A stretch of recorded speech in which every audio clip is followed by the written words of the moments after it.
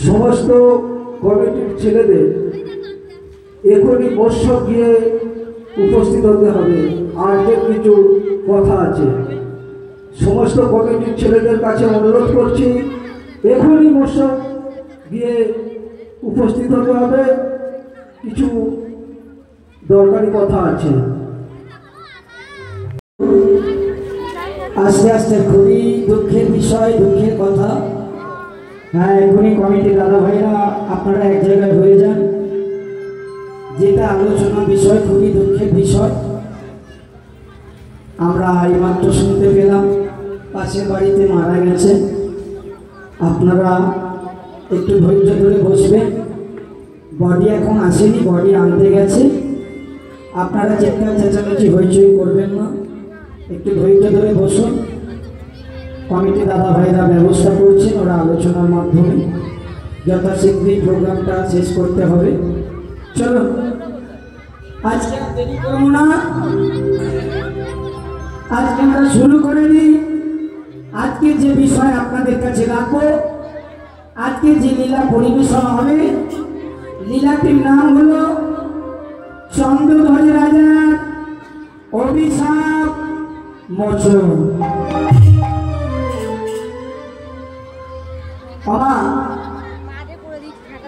চন্দ্রধ্বজ রাজার অভিশাপ মোচন। রাজা কেন অভিশাপ হয়েছিল? অভিশাপে একটা ব্যাধি হয়েছিল।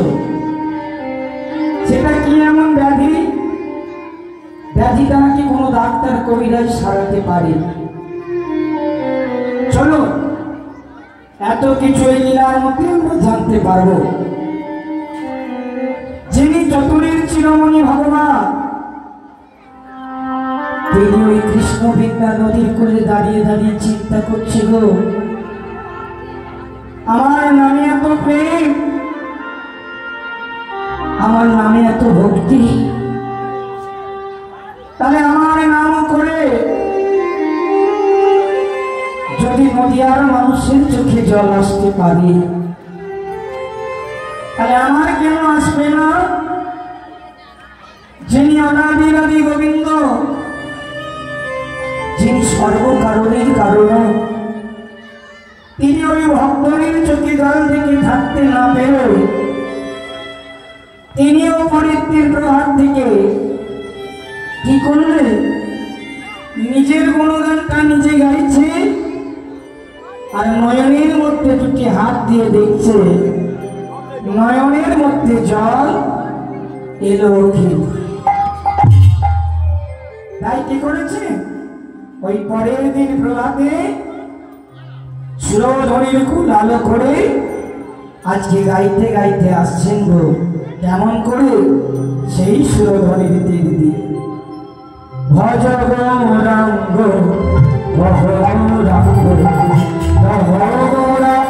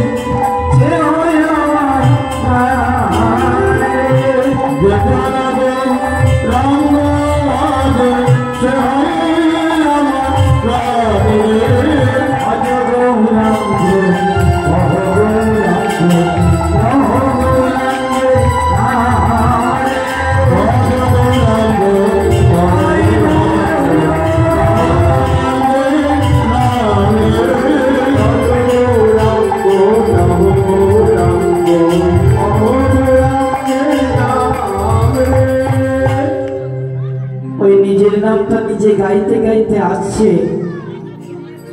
আস্তে আস্তে আস্তে আস্তে নয়নের মধ্যে দুটি হাত দিয়ে দেখছে যে নয়নের মধ্যে জল এলো কি না।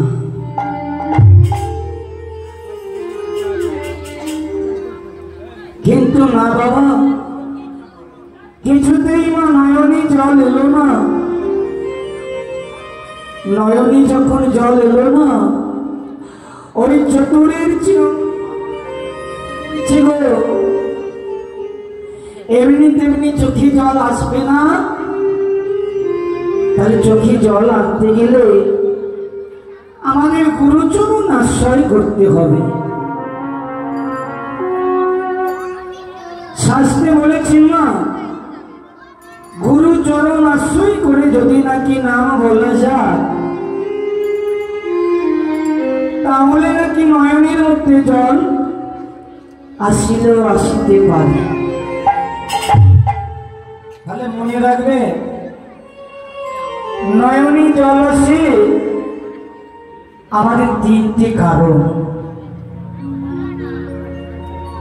কারো দুঃখ কষ্ট হলে নয়নে জল আসে,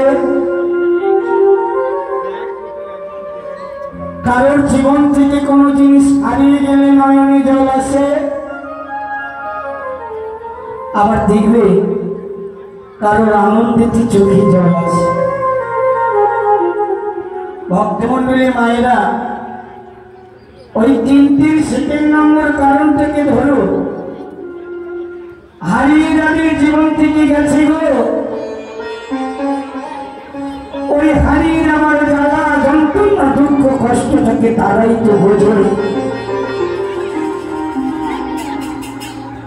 প্রত্যেকটা মানুষের জীবন থেকে কিছু না কিছু জিনিস হারিয়ে গেছে।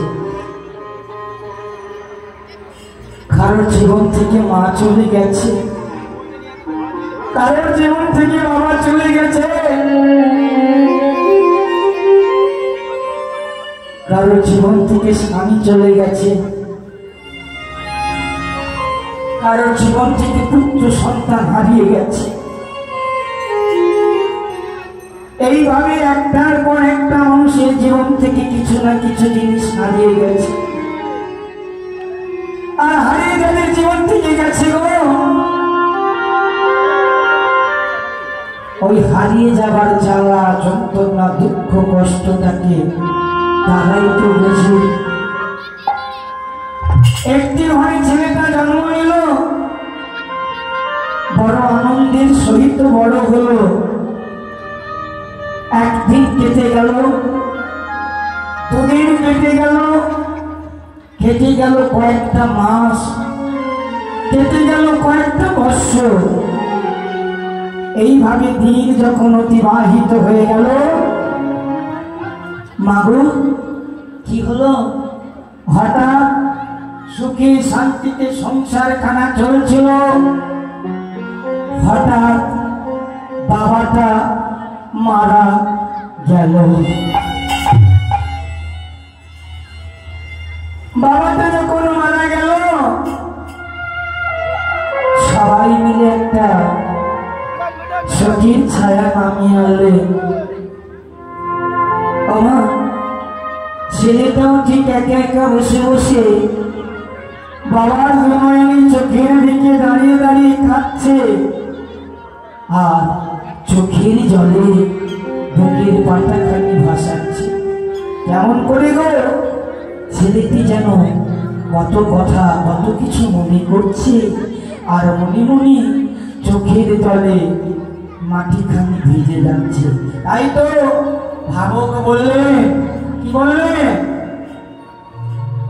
আমার চোখের জল মাটিতে ফেল না, ফেলাই চরণে একই মনে একই প্রাণে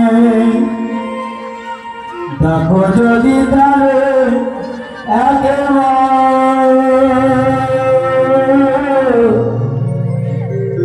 আমার চোখের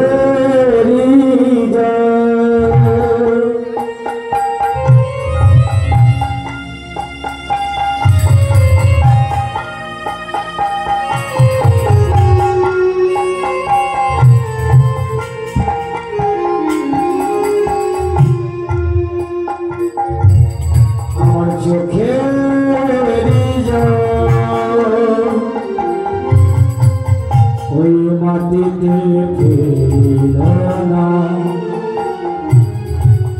হেলো চরণে একই মনে একই হানে দেখো যদি তারে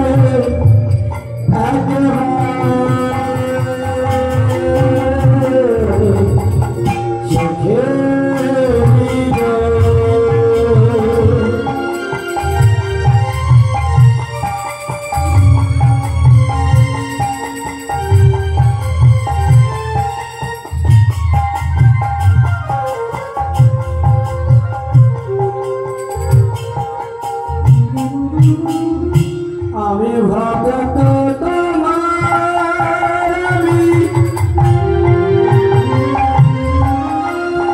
আমি হতে পারি নাই প্রভু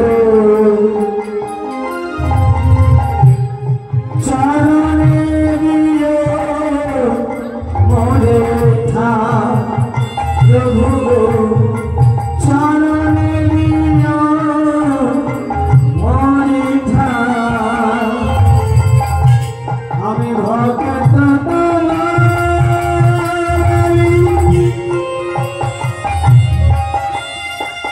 হতে পারি নাই প্রভু বাবার দেবতাকে নিয়ে শ্মশান ঘাটের মধ্যে চললে বড় হরি বড় হরি বড় হরি বলতে বলতে বলতে বলতে শ্মশান ঘাটে পৌঁছে গেল বাবার দেহটাকে চারজনে কাঁধের মধ্যে করে নিয়ে শ্মশানের মধ্যে রেখে এবার অগ্নিকুণ্ডের মধ্যে যখন বাবার দেহটাকে দিয়ে দিল ওই অগ্নিকুণ্ড মধ্যে হতে দাও দাও করে বাবার দেহটা জ্বলতে লাগলো ওই দাও দাও করে জ্বলতে জ্বলতে ছেলেটি দেখতে পেল বাবার চিতা আগুনের সাথে বাবা যেন ছেলেটিকে ডাকছে ইঙ্গিত করে ডাকছে বাঁচাও আমায়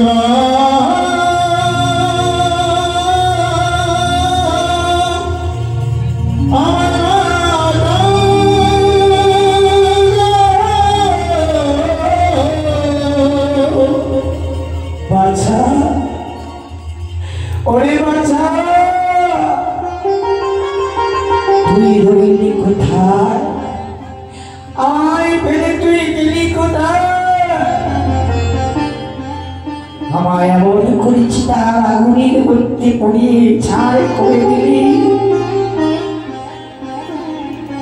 ছেলেটি যেন একা নয়নে দাঁড়িয়ে দাঁড়িয়ে কাঁদছে আর বুঝতে পারছে আমার বাবা যেন শ্মশান হতে কেঁদে কেঁদে বলে খোকা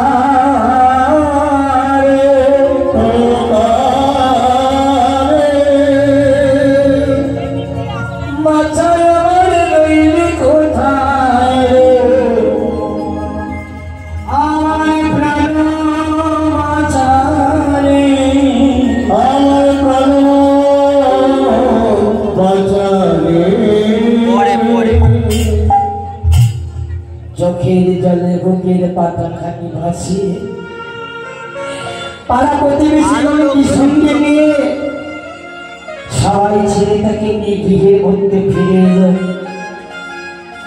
ছেলেটি বসে বসে কাঁদে একদিন কাঁদে দুদিন কাঁদে 3 দিন কাঁদে ওই কাঁদিতে কাঁদিতে শেষে কি করলে চোখের জলটা মুছে ফেললে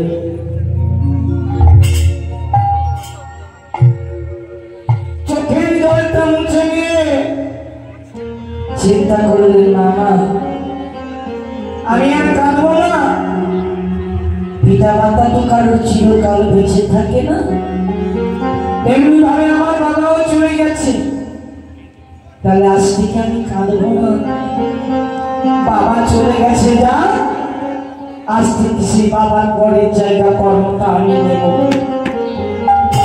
আমি কি করব? আজ থেকে আমি নিজেই গুরু হব, আজ থেকে আমি নিজেই শিষ্য হব, আজ থেকে আমি নিজের চরণটা নিজেই হাতে। যেই চিন্তা করছে নিজে গুরু হব, নিজে শিষ্য হব, নিজের চরণটা নিজেই ধরব, মনপ্রাণ চাইলে তো হবে না।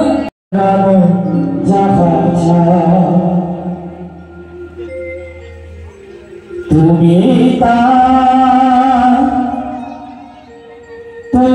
তাই গো আমার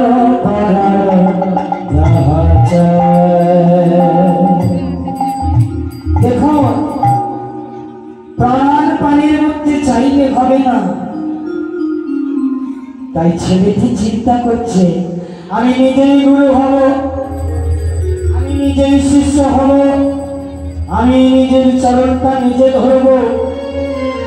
যখনই চিন্তা করেছে, এমন চিন্তা থেকে ঢাকা দেওয়ার জন্য তার বিনোদিনী ওই আর দেরি না করে তার ওনাদের কাছে ছুটে আসছে, যেটা হবার নয়।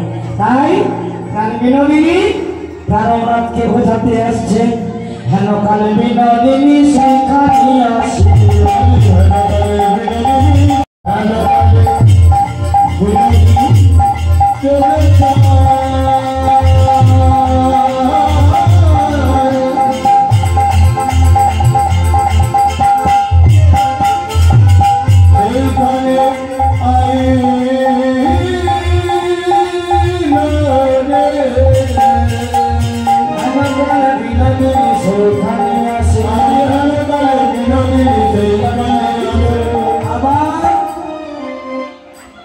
আবার মধুয়া মধুয়া বলে ডাকি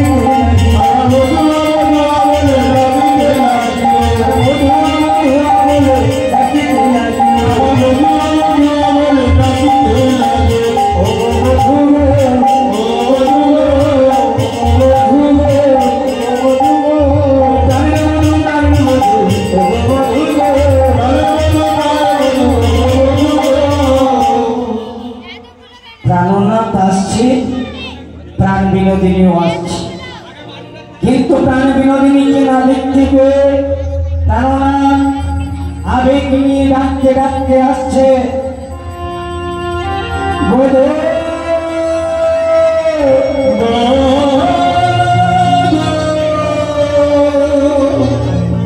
বধূ বধূ গো, কি হয়েছে প্রাণনাথ? বধূ, আজকে আমার মনের মধ্যে একটা ইচ্ছা জেগেছে। কি ইচ্ছা? বললেন বধূ, আজকে আমি নিজে গুরু হতে চাই, নিজে শিষ্য হতে চাই, শুধু তাই নয়, নিজের চরণটা আমি নিজেই ধরতে চাই।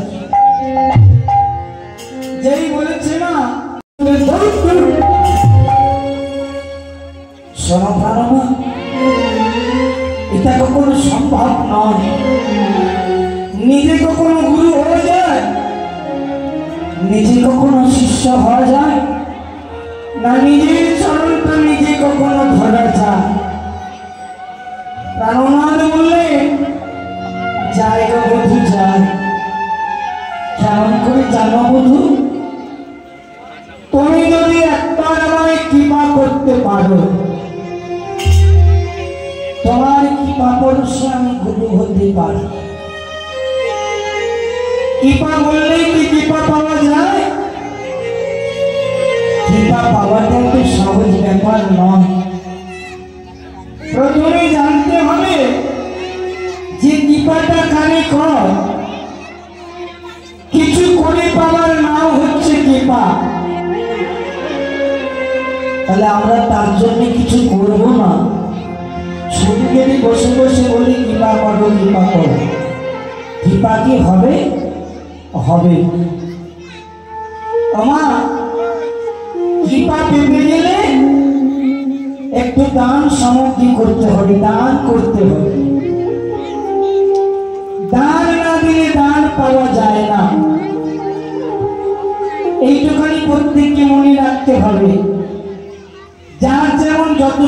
সামর্থ্য ততটুকু যদি দান করতে পারে, যে নামে স্মরণ করে দেবেন, সে যদি আপনি গোপালের নামেও দেন, তাহলে যতটুকু দান দেবে তার চেয়ে অধিক বেশি দান আপনার ডবলেরও ডবল তোলা থাকবে।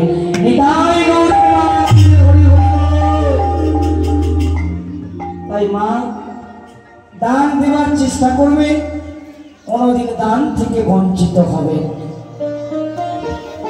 আমরা প্রত্যেক বাসরে কীর্তন করি, আমাদের কাছে অনেকে একটি গীতা দিয়ে, অনেক ফল দিয়ে আমরা হাওড়া হুগলিতে যাই, তারা আমাদেরকে দিয়ে প্রণাম মুক্তটা প্রণাম চেয়ে নেয়।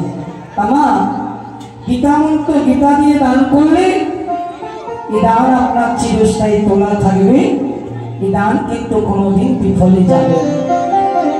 তাহলে এটা হলো আপনাদের একটা বড় পাওনা, পরম কৃপা। আর একটা কথা বলেছে, আপনাদের মতো নারী জাতির কাছে কৃপা পাওয়া গেলেও পাওয়া যেতে পারে। সেটা কেমন করে বললেন? বললেন সংসার সুখের হয় রমণীর গুণে। পরেরটা কি বললেন? সেই রকম স্বামী যদি থাকে তার সনে। হরি হরি বল।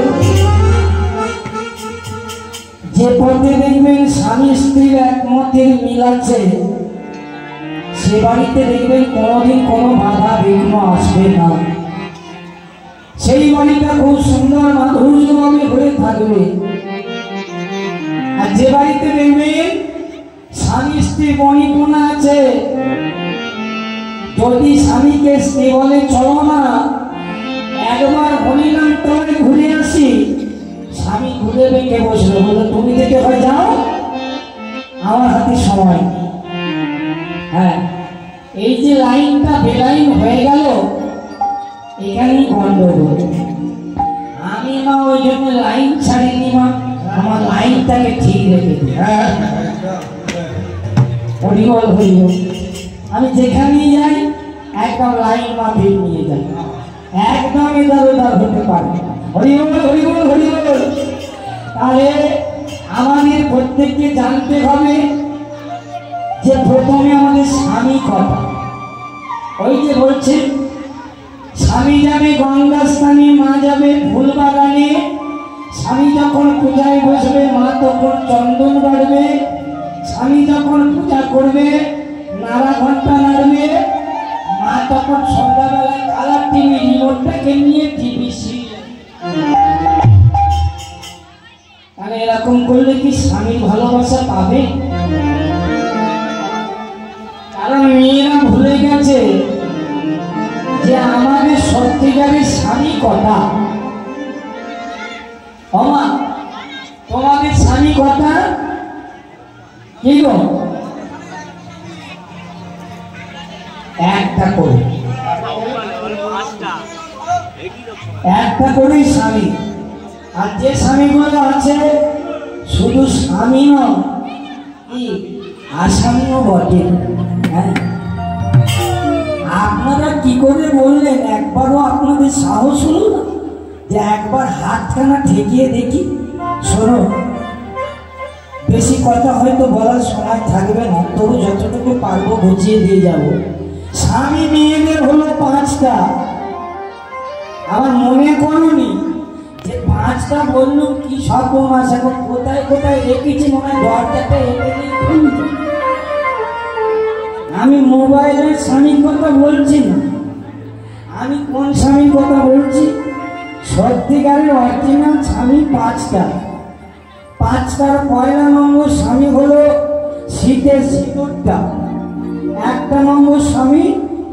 আর যে দুটো শাখা পলা পড়ে আছেন, ও দুটো হলো স্বামী। তাহলে কটা হলো? 3টে।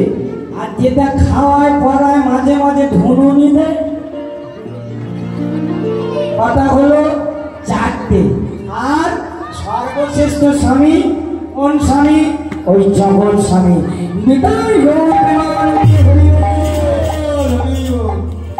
তাহলে মনে রাখবে ঘরের স্বামী যতই অন্যায় আচরণ করুক, জগৎ স্বামীর জন্য যদি প্রাণ ভরে তার জন্য একটুখানি করতে পারে, ওই জগৎ স্বামীর জন্য প্রাণ ভরে যদি মধুমাখা হরিনামটা গাইতে পারেন, এইভাবে যদি বাহু প্রসার করে সকলে মিলে হাতে করতালি দিয়ে একসঙ্গে গাইবে, হরে কৃষ্ণ হরে কৃষ্ণ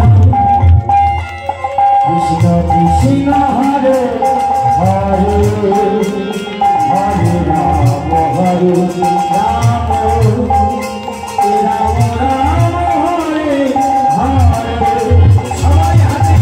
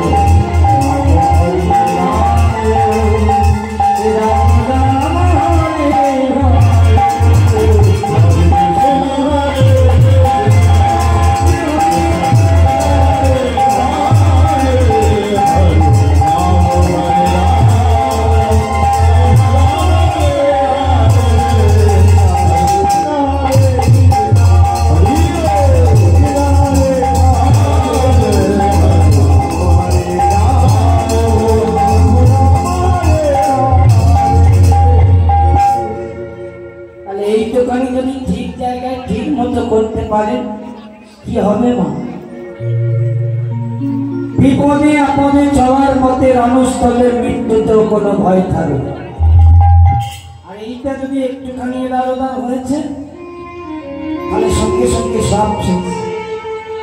এইভাবে প্রেরণা প্রাণ বিনোদিনীকে বলছে, ওগো একবার তুমি আমাকে কৃপা করো, এর কৃপা করো বলছি, এর কৃপাটা আর পাওয়া হলো কেন জানেন মা? সেদিন বলরাম কানাইকে ডাকতে ডাকতে অদূর হতে আসছিল। কানাই কানাই রে কানাই রে কানাই কানাই রে কানাই ওরে কানাই রে।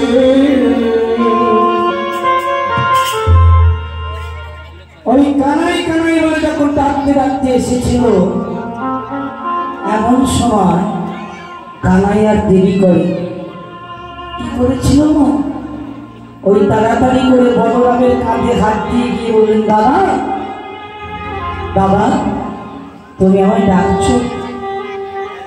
বলে, তুই কোথায় ছিলিস রে ভাই? এতক্ষণ ধরে তোকে আমি ডাকছি।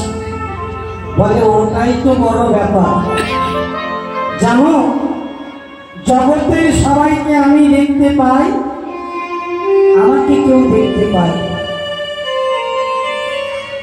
এখন তুমি বলো দাদা, আমাকে তুমি কেন দেখেছ? বলরাম বললেন, কানাই আজ তো আমার জন্মদিন, আমি কোথায় যেতে পারবো না, মা আমাকে নিজে হাতে পায়েস রান্না করে খাওয়াবে, আমার পরিবর্তে তুই চলেছে। কানাই যখন বলেছে, সঙ্গে সঙ্গে বলরামের কথা শুনে কানাই বলছে, দাদা আজ যখন তোমার জন্মদিন, তাহলে আজকে আর তোমাকে যেতে হবে না। তোমার জন্মদিনের দিনে আজ আমরা সকল রাখাল বালকগণ মিলে তোমার জন্মদিনে তোমার সঙ্গে সকলে মিলে একটু আমরা আনন্দের সহিত নৃত্য করি। তাই কি করলেন মা, ওই দাদার জন্মদিনে ছোট্ট কানাই আর থাকতে না পেরে দাদা রাখালগণকে ডেকে নিয়ে কি করলে, দাদার সম্মুখে মনের আনন্দে আর কৃষিটা